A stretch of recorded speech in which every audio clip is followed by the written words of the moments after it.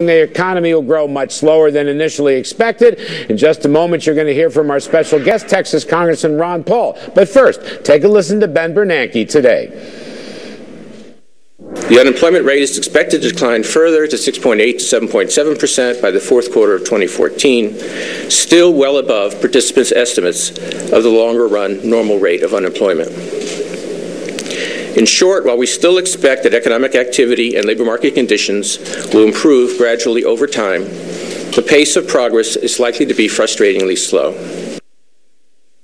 We welcome back to the show Texas Congressman Ron Paul, who is obviously a Republican presidential candidate as well. He is also an expert on Federal Reserve policy following Ben Bernanke's news conference today. Congressman Paul, welcome back to the program. I just want to get your take, pick your mind on a couple of Bernanke's key statements.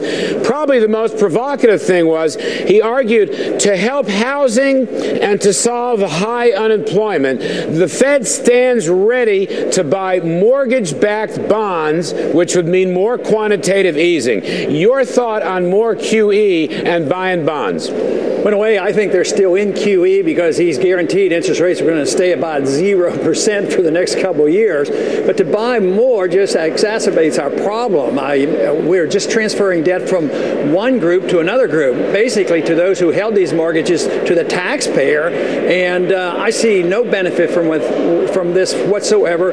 I think we don't get the correction that we need. We need some of that debt liquidated. We need some of that malinvestment taken care of. We need prices to go down. So he's doing, from my viewpoint, exactly opposite of what he should be doing. Well, that's interesting because some of the reporters asked him, given his relatively gloomy assessment of the economy, I mean, unemployment is expected to be near 9% even a year from now.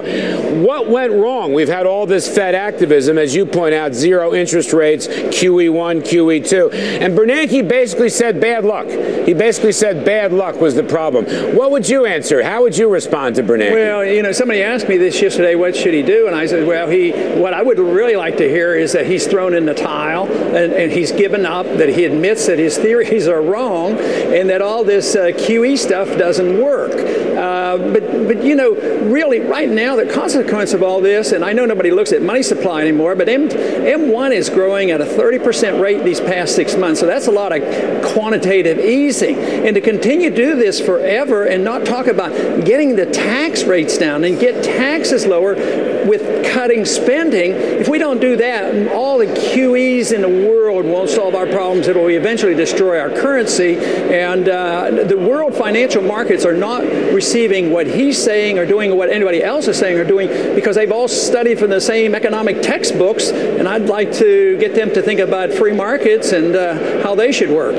Congressman Paul, let me ask you about another Bernanke statement. He maintains that inflation is not going to be a problem. This despite the fact that, as you may know, the consumer price index up 3.9% last 12 months. Oil and energy prices still historically rather high. He says inflation's not a problem, and therefore the door would be open to Fed easing. That was his implication. Your comment on inflation, sir?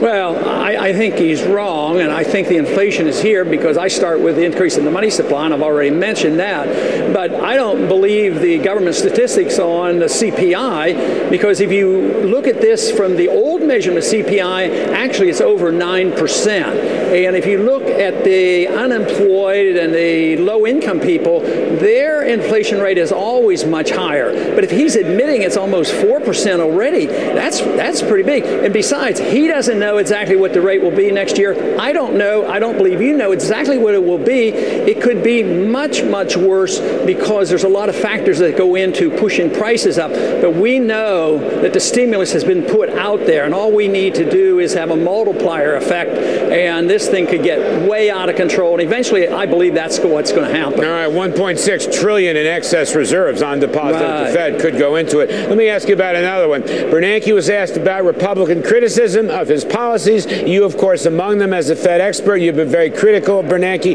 They said, so what do you think? And he says, I don't listen to him. The Fed has to be independent. I want to ask you, what would a President Paul do? What do you think about the Fed? How to reform it? Well, the whole thing is, to them, independence is one thing, but to me, that's secrecy, and I don't think it should be secret. Of course, my ultimate goal would be to diminish the power of the Fed to monetize debt, because that gives the incentive for the members of Congress to spend forever. If we didn't have the Fed to be the lender of last resort, interest rates would go up, and that would restrain the Congress.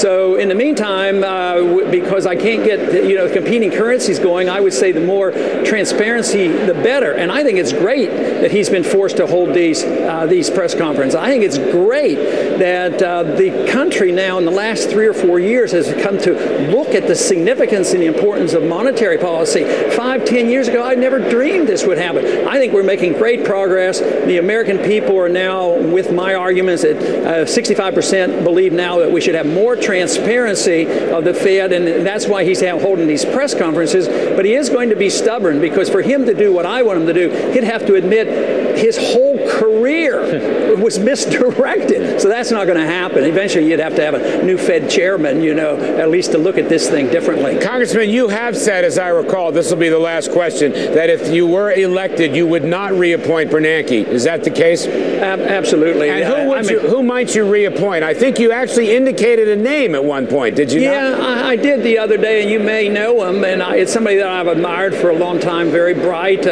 He is known on Wall Street, and that's Jim Grant. And I think he's capable, because he is a free market person. He understands sound money. And I think if he had to work within the system, he would be able to restrain the Fed money machine as much as anybody else could. All right. Jim Grant is an old friend of mine and a frequent guest on this program. Congressman Ron Paul, thank you for helping us, sir. Good luck on the campaign trail.